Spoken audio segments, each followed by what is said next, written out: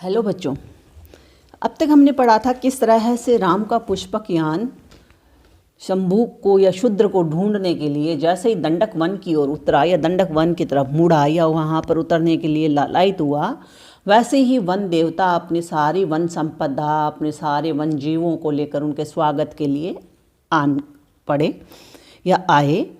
आगे हम पर फिर उन्होंने किस तरह से वन देवता का उन्होंने उनका स्वस्ति गान किया।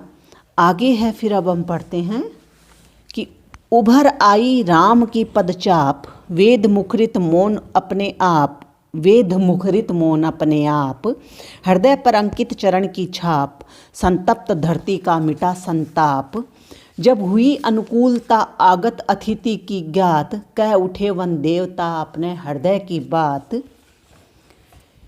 तो यहाँ पर गुप्त जी कहते हैं कि नभ से उतरकर राम का यान जब वन देवता के सामने आता है, वन देवता द्वारा स्तुति गान होने के पश्चात राम के आने का कारण पता चलता है या जानने की कोशिश करते हैं।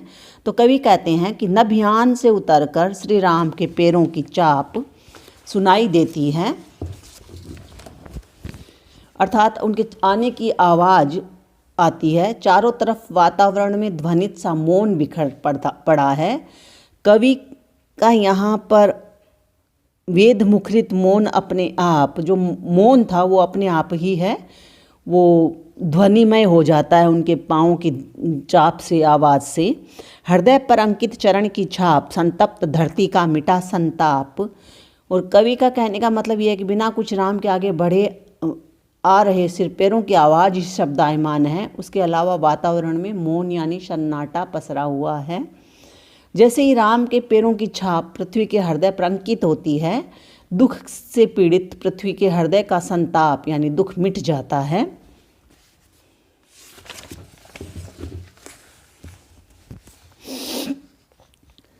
और जब हुई अनुकूलता आगत अतिथि की ज्ञात, ऐसे समय में वन देवता को जब आभास हुआ कि सब अनुकूल है, ठीक है, तब आने वाले अतिथि राम के मन की बात जान लेते हैं या जानने की कोशिश की। कह उठे वन देवता अपने हृदय की बात।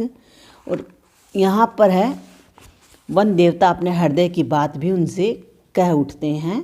और कहने का मतलब यही कि राम स्वयं चलकर दंडक वन तक आए तो कारण जरूर कोई बड़ा रहा होगा।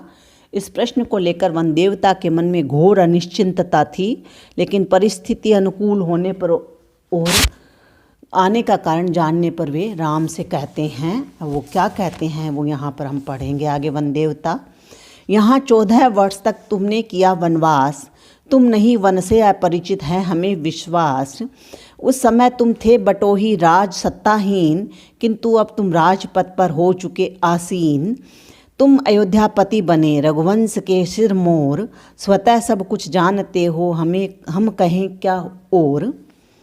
तो गुप्त जी कहते हैं कि राम जैसे ही वन देवता के समीप पहुँचते हैं, उनका प्रश्न वन के बारे में वन देवता से होता है।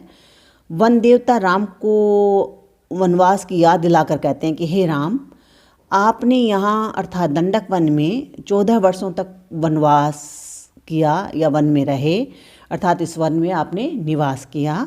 आप इस वन के कोने कोने से परिचित भी हैं। ऐसा कोई स्थल नहीं है जो आपका देखा हुआ नहीं है। तुम नहीं वन से अपरिचित है हमें विश्वास। हमें पूरा विश्वास है कि इस वन के बारे में आप सब कुछ जानते हैं। आगे वन देवता फिर कहते हैं राम से, उस समय तुम थे बटोही, कि आप उस समय बटोही अर्थात एक पथिक थे, राहगीर थे, राज कार्य और सत्ता से रहित थे, राज सत्ताहीन, किंतु अब तुम राजपद पर हो चुके आसीन। तो पहले तुम राज कार्य और सत्ता से रहित थे या राज का तुम्हारे पास नहीं था, सत्ताहीन थे, अर्थात उस समय आप राजा राम नहीं थे, वरन एक साधारण से यात्री के समान इस वन में आए थे। और अब आप राजा के पद पर विराजित हैं और अयोध्या की राज सत्ता के स्वामी हैं। वन से जाने के पश्चात आप अयोध्या के राजा बने, किंतु अब तुम राजपद पर हो चुके आसीन। तुम अयोध्यापति बने रघुवंश के सिर मोर, स्वतः सब कुछ जानते हो हम कहें क्या और। वन से जाने के पश्चात आप अयोध्या के राजा भी बने, रघुवंश के मुख्य वाहक बने, अर्थात राजा के आभूषणों में मुकुट का स्थान मुख्य होता है। और उसी प्रकार राम अयोध्या के मुख्य या मुकुट के समान महत्वपूर्ण व्यक्ति थे। आप ईश्वर का स्वरूप हैं, आप स्वयं सब कुछ जानते हैं, भूत वर्तमान और भविष्य की सभी क्रियाओं से अवगत हैं, परिचित हैं। हम आपको क्या बता सकते हैं। इस प्रकार कहकर वन देवता चुप हो जाते हैं। तो भाषा सरल है। राम के ईश्वरत्व रूप का वर्णन यहाँ पर हुआ है, जिन्हें काल के सभी कर्म का पता होता है। आगे फिर चलते हैं हम। सुना फैली हैं तुम्हारी योजनों तक योजनाएं, पर अगर सीमित रही आयोजनों तक योजनाएं, यदि पहुँच पाई नहीं भूखे जनों तक योजनाएं, पर्वतों नदियों पठारों निर्जनों तक योजनाएं। ये निरक्षर वन्य पिछड़े लोग सहते रहे कब तक यातनाएं, अधमरे ये कहाँ तक संतोष को खाए चबाए। तो यहाँ वन्य देवता कहते हैं कि वर्तमान में चल रही सरकारी योजनाओं को दृष्टि में रखते हुए उन्होंने कहा भी है, जगदीश गुप्त ने ही, कि मैंने अपने इस शंभू को वर्तमान परिप्रेक्ष्य में भी देख करके लिखने की कोशिश की है। तो इसी बात पर वो कहते हैं कि सरकारी योजनाओं को दृष्टि में रखकर भी उन्होंने राम राज्य की कार्यशैली से जोड़ा है। कि वन देवता राम को संबोधित करते हुए कहते हैं कि राम, मैंने सुना है कि दूर दूर तक अर्थात राज्य की सीमाओं तक तुम्हारी योजनाएं फैली हुई हैं। सुना फैली है तुम्हारी योजनाओं तक, योजना तक दूर दूर तक तुम्हारी योजनाएं फैली हुई है, पर अगर सीमित रही आयोजनों तक योजनाएं। यहाँ योजना से तात्पर्य कि गरीब भूखे लोगों के लिए राज्य से प्रस्तावित ऐसी कार्य नीति जिसका लाभ प्रजा को सीधे प्राप्त हो। उसी संदर्भ में वन देवता कहते हैं कि आपकी योजनाएं अगर कुछ लोगों तक ही सीमित रही, आगे नहीं बढ़ पाई, अर्थात भूखे गरीब आयोजनों तक योजनाएं यदि पहुंच पाई नहीं भूखे जनों तक योजनाएं, तो भूखे गरीब लोगों तक योजनाएं अगर आपकी नहीं पहुंच पाई, तो पर्वतों नदियों पठारों निर्जनों तक योजनाएं, तो फिर पर्वतों नदियों पठारों निर्जन अर्थात सुनसान प्रदेशों में ही घूमती रहेंगी। ये निरक्षर वन्य पिछड़े लोग, जहाँ पर आपकी योजनाओं का उन्होंने कहा कि आगे किसी को कोई लाभ नहीं हो पाएगा अगर ऐसी ऐसी जगह पर ही वो चलती रही। तो फिर आगे कभी फिर कहते हैं वर्तमान परिस्थितियों से जोड़ करके राजकार्य को कहते हैं, सत्ता आसीन लोगों की योजनाएं अगर किसी गरीब को लाभ नहीं दिला सकी, ये निरक्षर वन्य पिछड़े लोग सहते रहे कब तक यातनाएं, तो केवल लोभी मौका परस्त या धन धान्य से संपन्न लोगों तक ही सीमित रह जाएंगी या रहेंगी।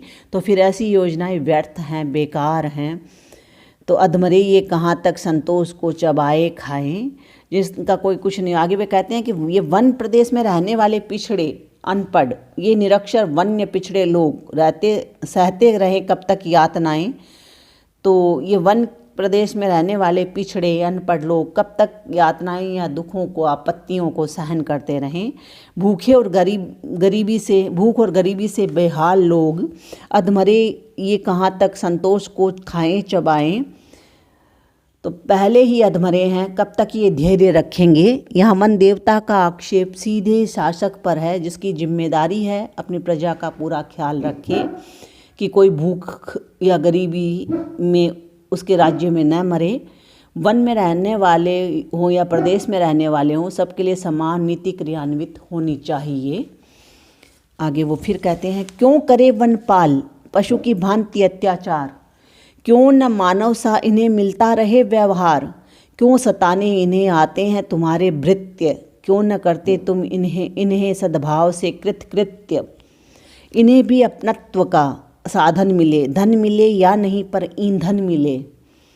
तो कवि बता रहे हैं कि वन देवता से वन में रहने वाले लोगों की परिस्थितियों से परिचित करवाते हुए राम को कहते हैं कि यहाँ गरीब क्यों करे वनपाल पशु की भांति अत्याचार, कि यहाँ गरीब असहाय निरक्षर लोग हैं जिनकी आपकी नीतियों से उनको कोई लाभ नहीं पहुँचता है, और आपकी जो योजनाएं चला रखी हैं या चल रही हैं, वे योजनाएं सिर्फ आपके नगरों तक ही सीमित हैं। वन में रहने वाले आदिवासी लोग भूखे विपदाओं से अधमरे हो रहे हैं। तो इसी सब को देखते हुए कहते हैं वन देवता, आपके वनपाल अर्थात वन की रक्षा करने वाले वन रक्षक पशुओं की भांति इन पर अत्याचार करते हैं। क्यों करे वनपाल पशु की भांति अत्याचार, क्यों न मानव सा इन्हें मिलता रहे व्यवहार। पशुओं को जैसे खदेड़ा जाता है, उसी प्रकार इन मनुष्यों को प्रताड़ित किया जाता है, इन्हें सामान्य मनुष्यों की तरह सामान्य व्यवहार क्यों नहीं किया जाता है। आगे वो फिर कहते हैं,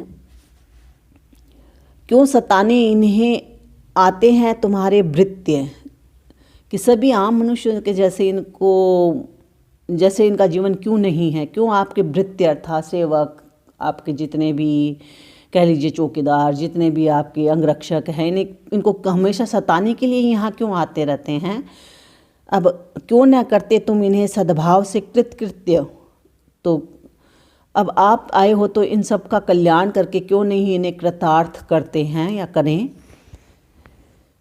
आगे फिर कहते हैं वो कि इन्हें भी अपनत्व का साधन मिले, कि इन वन में रहने वाले आदिवासियों को भी आपका अपनत्व, आपका स्नेह, आपका दुलार, आपका प्रेम मिले। क्यों न कर धन मिले या नहीं पर ईंधन मिले, इन्हें अपने धन धान्य की इनको आपके धन धान्य की इतनी ज़रूरत नहीं है कि